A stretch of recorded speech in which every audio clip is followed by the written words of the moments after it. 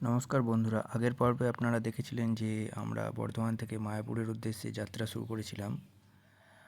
আমরা মায়াপুর পৌঁছেছিলাম সকাল 10টার দিকে। আমাদের পৌঁছতে সময় লেগেছিল 2 ঘন্টা 30 মিনিট মতন। এবার প্রশ্ন হলো আপনি কখন বেরোবেন।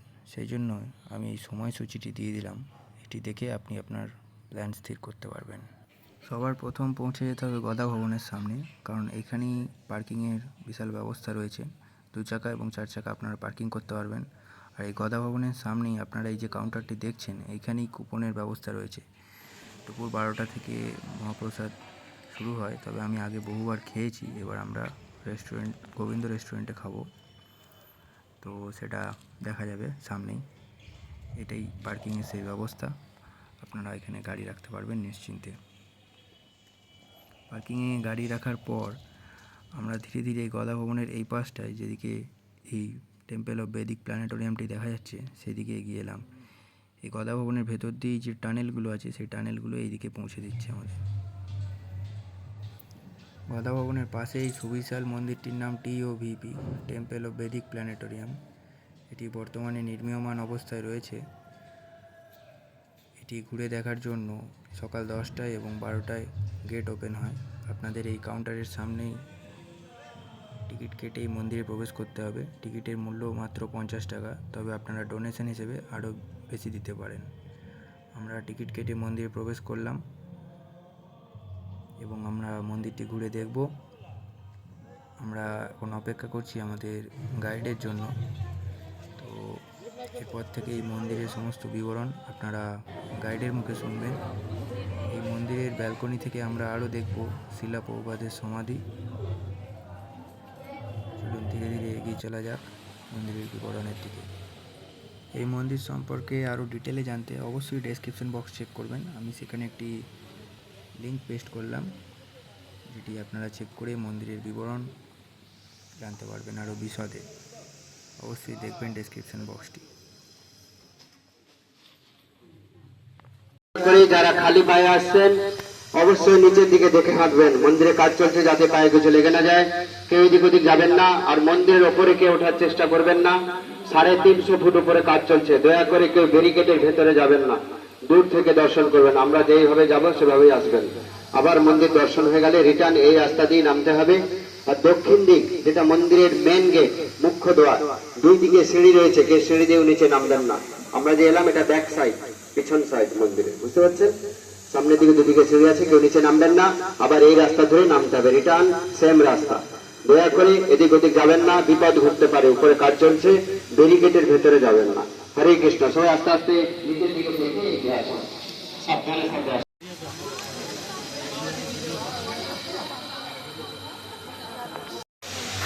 সবাই এখানে দাঁড়ান। এই হচ্ছে নৃসিংহ ভগবানের সিংহাসন। বলুন জয় সর্বাধিক নমস্কারী ভগবান নরসিংহদেব কি, ভক্তবৎসল ভগবান নৃসিংহদেব কি, ভক্তরাজ প্রহ্লাদ মহারাজ কি, জগৎগুরু শিল প্রভুপাদ কি, মায়াপুর নবদ্বীপ ধাম কি, নিতাই গৌর প্রেমানন্দে হরি বল। এখানে ভগবান নৃসিংহদেবকে স্থাপনা করা হবে। পুরনো মন্দির থেকে নৃসিংহ ভগবান নতুন মন্দিরে শিফট হয়ে যাবেন।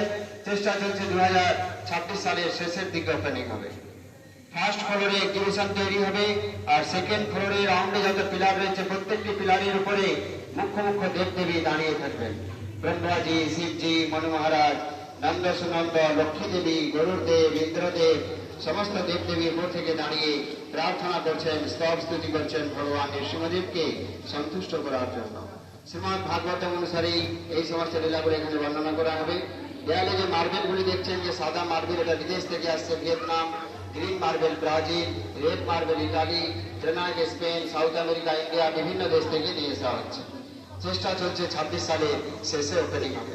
জয় নৃসিংহদেব ভগবান কি, ভক্তরাজ প্রহ্লাদ মহারাজ কি, জগৎগুরু শিল প্রভুপাদ কি, নিতাই গৌর প্রেমানন্দে হরি হরি বল। সুবিশাল মন্দিরের ব্যালকনি থেকে আপনারা দেখতে পাবেন শিলা প্রভুপাদের সমাধি মন্দির। এটি দুপুর 1টার মধ্যে বন্ধ হয়ে যায়, তাই আমরা এবার সেই দিকেই রওনা হব। এই সুবিশাল হলে যে দড়িটি ঝুলছে, এখানে একটি ঝাড়বাতি নির্মীয়মান অবস্থায় রয়েছে। এবার আমরা পৌঁছে গেলাম শিলা প্রভুপাদের সমাধি মন্দিরে। এখানেও মোবাইল এবং ক্যামেরা অ্যালাউ নয়, তাই আমরা সামনের কাউন্টারেই ক্যামেরা মোবাইল জমা দিয়ে দিলাম। অবশ্যই মন্দিরের যা সৌন্দর্য তা খালি চোখই জাস্টিফাই করতে পারবে, তার কারণ মোবাইলে ক্যাপচার করা সম্ভব নয়। চলুন ঘুরে দেখা যাক। সমাধি মন্দিরটি দর্শন হয়ে গেলে এবার আমরা লাঞ্চের জন্য গোবিন্দ রেস্টুরেন্টের দিকে এগিয়ে গেলাম। গোবিন্দ রেস্টুরেন্ট একটি সম্পূর্ণ সাত্ত্বিক রেস্টুরেন্ট। এখানে অনেক রকম ভেজ আইটেমের অপশান রয়েছে। এই মেনু কার্ড চেক করার জন্য আমি এর লিঙ্কটা নিচে ডেসক্রিপশন বক্সে আবারও দিয়ে রইলাম। এখানে পিৎজাও পাওয়া যায়, অনেক রকম পিৎজা, চাইনিজ আইটেম সব কিছুই পাবেন আপনারা। ভেজ বিরিয়ানিও এখানে অ্যাভেলেবেল আছে। আর এই গোবিন্দ রেস্টুরেন্টে খাওয়া হয়ে গেলে তারপরেই আপনারা এর সামনেই টোটো বা গরুর গাড়ি চড়ে গোশালার দিকে রওনা দিতে পারবেন। এবং এই গোশালায় প্রবেশ করেই আপনারা সামনে কিছু ঘি, লস্যি এবং ক্ষীরের দোকান দেখতে পাবেন, যেগুলো আপনারা টেস্ট করে দেখতে পারেন, অত্যন্ত সুস্বাদু।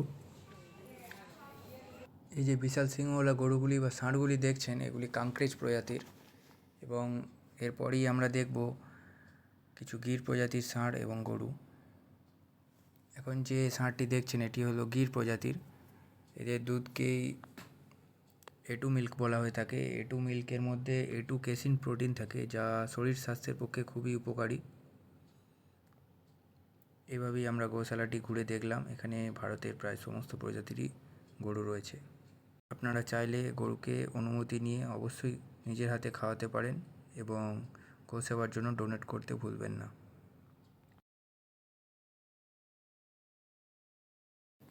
গোশালা ঘুরে দেখা হয়ে গেলে আমরা গোশালার সামনেই টোটো ধরে আবার আমাদের বাইক পার্কিং অর্থাৎ নামহট্ট ভবনের পার্কিংয়ে পৌঁছে গেলাম এবং সেখান থেকে আমরা বাড়ির পথে যাত্রা করলাম। এরকম ভিডিও দেখতে হলে চ্যানেলটি অবশ্যই সাবস্ক্রাইব করুন। আপনাদের সঙ্গে আবার দেখা হবে একটি নতুন যাত্রায়। অসংখ্য ধন্যবাদ।